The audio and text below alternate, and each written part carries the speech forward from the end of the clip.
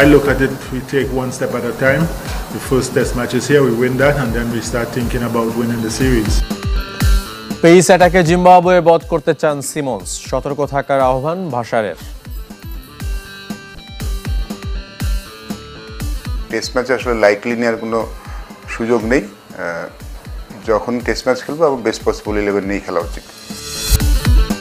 নারী বিশ্বকাপের টিকিট কাটার আরও এক সুযোগ বাংলাদেশের, কাল প্রতিপক্ষ নির্ভর পাকিস্তান।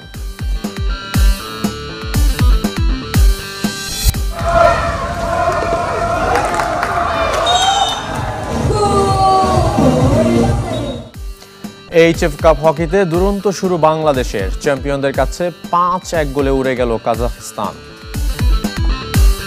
স্পিন নয়, সিলেট টেস্টে জিম্বাবুয়েকে হারাতে পেস ছকাচ্ছে বাংলাদেশ। যে কৌশলে নাহিদ রানাকে এক্স ফ্যাক্টর হিসেবে দেখছেন ফিল সিমন্স। তবে প্রতিপক্ষ পেসার ব্লেসিং মুজারাবানিকে নিয়েও সতর্ক টিম টাইগার্স। একাদশ চূড়ান্ত না হলেও মুশফিকুর রহিম উইকেট কিপার থাকছেন না তা নিশ্চিত। 20 বছর আগে জিম্বাবুয়ে যখন বাংলাদেশ সফর করেছিল, রোডেশিয়ানদের হেড কোচের দায়িত্বে ছিলেন ফিল সিমন্স। সেবারই প্রথম টেস্ট জিতেছিল টাইগাররা। সিরিজের 2 টেস্ট হয়েছিল চট্টগ্রাম আর মিরপুরে। তবে বনেদি ফরম্যাটের জন্য সিলেটের প্রেমে পড়েছেন বাংলাদেশ কোচ।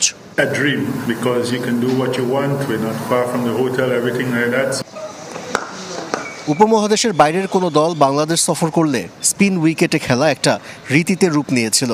তবে সে ধারা এবার ভাঙতে চলেছে টিম টাইগার। প্রতিপক্ষ জিম্বাবুয়ে বলেই সাহসী হতে পারছে স্বাগতিকরা। আমাদের পরিকল্পনা হচ্ছে প্রপার উইকেটে প্রস্তুতি নেওয়া। জিম্বাবুয়ের জন্য স্পিন ট্র্যাক দরকার নেই, আমাদের ভালো উইকেটে খেলার অভ্যাস করতে হবে। এখানকার উইকেট বেশ শক্ত, টেস্টের জন্য যা আদর্শ। তাহলে কি জিম্বাবুয়েকে হোয়াইট ওয়াশ করার বাড়তি আত্মবিশ্বাস পাচ্ছে টিম বাংলাদেশ? যদিও হেড কোচের ভাবনায় আপাতত সিলেট টেস্ট। হোয়াইট ওয়াশ জানি না, এই টেস্ট নিয়েই ভাবছি। জয় দিয়ে সিরিজ শুরু করাটা গুরুত্বপূর্ণ, তারপর চট্টগ্রাম টেস্ট নিয়ে চিন্তা করতে পারবো। এই টেস্টে নাহিদ রানাকে এক্স ফ্যাক্টর হিসেবে দেখছেন ফিল সিমন্স। তবে জিম্বাবুয়ের ব্লেসিং মুজারাবানিকে নিয়েও সতর্ক টিম টাইগার।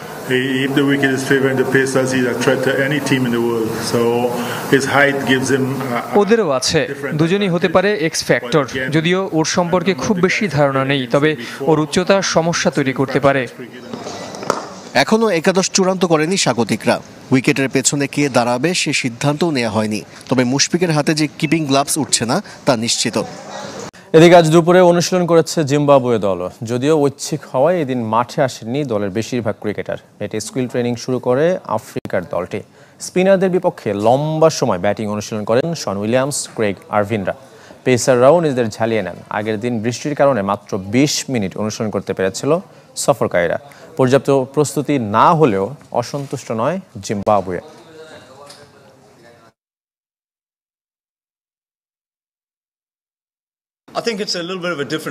আমরা কোনো সমস্যা মনে করছি না, দেশে যথেষ্ট প্রস্তুতি নিয়েছি।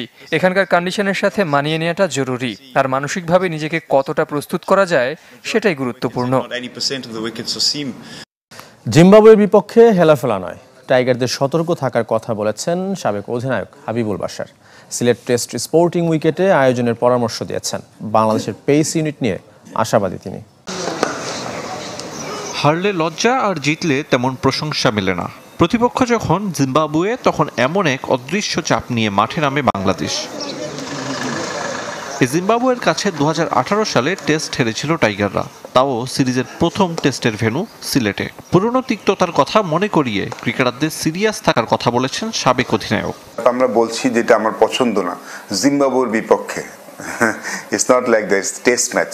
আমাদের কিন্তু একটা এক্সপিরিয়েন্স হয়েছে জিম্বাবুয়ের সাথে একবার এই সিলেটেই। তখন আমাদের দলটা আরো স্ট্রং ছিল, স্ট্রং ইন দ্য সেন্স আরো এক্সপিরিয়েন্স প্লেয়াররা সবাই ছিলেন।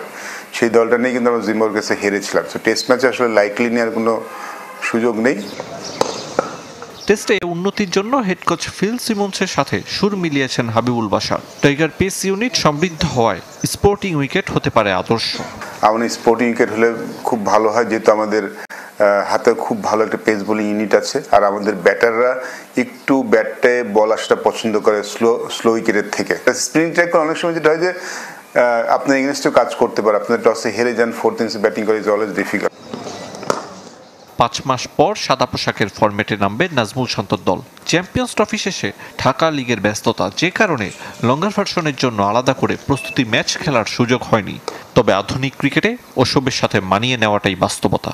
সব দলই কিন্তু এই ফ্র্যাঞ্চাইজি খেলে, এই হোয়াইট বল খেলে, আবার লাল বল খেলে ফেলে। এখন আসলে যেহেতু সারা বছর এত খেলা থাকে, এখন এই লাল বলের আগে তিনটা প্র্যাকটিস ম্যাচ কিন্তু কেউ খেলে না। দু দলের প্রতিদ্বন্দ্বিতা খুব একটা একপেশে নয়। টেস্টে 18 মুখোমুখিতে বাংলাদেশ জিতেছে 8টি। জিম্বাবুয়ের সাফল্য এক ম্যাচ কম, তাই টাইগারদের নির্ভুল খেলার পরামর্শ দিয়েছেন সাবেক অধিনায়ক। বাংলাদেশ টেলিভিশনে দেখা যাবে বাংলাদেশ জিম্বাবুয়ের টেস্ট সিরিজ, বিজ্ঞপ্তিতে নিশ্চিত করেছে বিটিভি। ক্রিকেট বোর্ডের অন্যতম আয়ের উৎস সম্প্রচার সত্য। তবে এবার জিম্বাবুয়ের সিরিজ নিয়ে কেউ আগ্রহ দেখায়নি বেসরকারি কোনো সম্প্রচার মাধ্যম। সাম্প্রতিককালে যা নজিরবিহীন, তাই অনেকটা বাধ্য বিটিভির দ্বারস্থ হয়েছে বিসিবি। শতক বিকৃত নয়ই, উল্টো ভর্তুকি দিয়ে রাষ্ট্রীয় টেলিভিশনে সিরিজটি দেখানোর ব্যবস্থা করেছে board.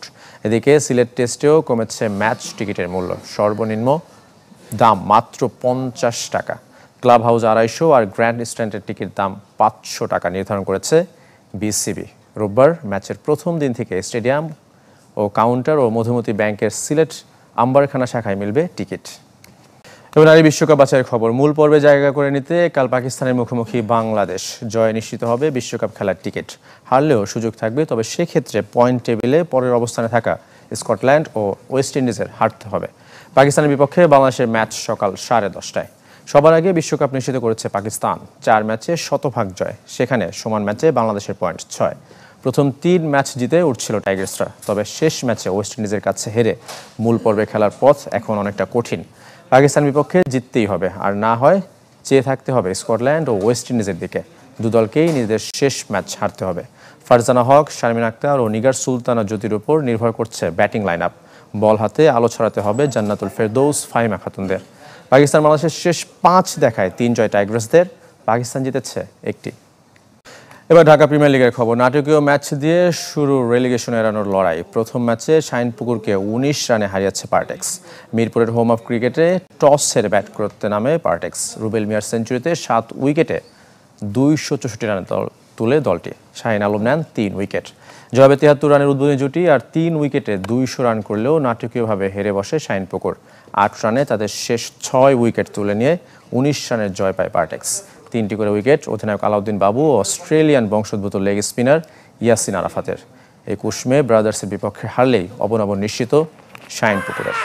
Bangladesh Zimbabwe test series প্রসঙ্গ হোয়াইট ওয়াশ নয়, বরং টাইগার হেড কোচের ভাবনায় আপাতত সিলেট টেস্ট জয়। সিলেটের ফ্যাসিলিটিতে মুগ্ধ এই ক্যারিবিয়ান টেস্ট দলকে যে কোনো কন্ডিশনের জন্য প্রস্তুত করতে নিতে চান। উইকেট থেকে বাড়তি কোনো সুবিধা নয়। এদিকে সিলেট টেস্টে কেবল ব্যাটার হিসেবে খেলবেন মুশফিকুর রহিম। তবে উইকেটের পেছনে অঙ্কন নাকি জাকের আলী অনিক থাকবেন, সে সিদ্ধান্ত এখনও নেয়নি টিম ম্যানেজমেন্ট।